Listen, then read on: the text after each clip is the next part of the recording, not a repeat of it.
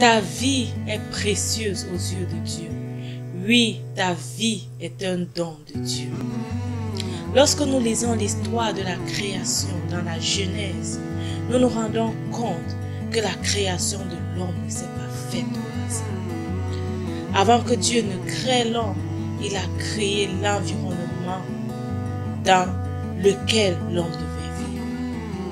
Il a disposé une ambiance appropriée pour l'homme en créant les eaux et en séparant les eaux de la terre.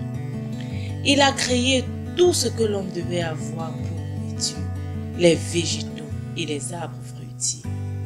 Il a créé tout ce que l'homme devait avoir pour compagnie, dont les animaux de toute espèce, les oiseaux, les poissons, les reptiles.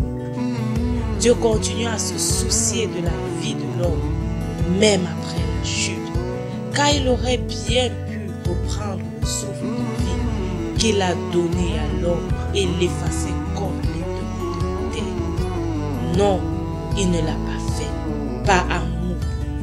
Au contraire, il a accordé une grande importance à la vie de l'homme, à ta vie, à ma vie. Malgré notre égarement, Dieu s'est fait chair pour venir être un sacrifice saint et agréable pour notre rédemption et rétablir la relation que nous avions avec lui. Qui sommes-nous, Seigneur?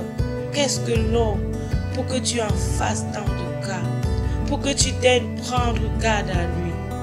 Ta vie ne tient qu'à un souffle, mon ami. Et si Dieu te l'enlève aujourd'hui, tu n'en auras plus et tu ne seras plus. Du moins, tu ne seras plus dans cette terre. Tu ne seras plus parmi les vivants. Où seras-tu? T'es-tu déjà posé cette question? Où seras-tu et où iras-tu? La façon dont tu vis ta vie déterminera ton éternité. La façon dont tu vis ta vie fera la différence. C'est ta vie, tu en es le chef. Tu peux en faire d'elle ce que tu veux. Tu peux en faire d'elle ce qui te plaît. Mais sache que le moment viendra où tu en rendras compte. Tu en rendras compte à celui qui détient ta vie entre ses mains. Tu en rendras compte à celui qui détient ton souffle de vie.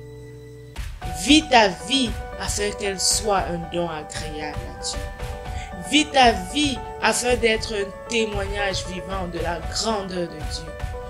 Vis ta vie afin que les autres se souviennent que Dieu est là. Vis ta vie afin que les autres, en te voyant vivre, se confient en Dieu. Vis ta vie comme Dieu désire que tu la vives. Rapproche-toi de lui. Cherche-le pendant qu'il est encore temps. Souviens-toi, ta vie est un don de Dieu.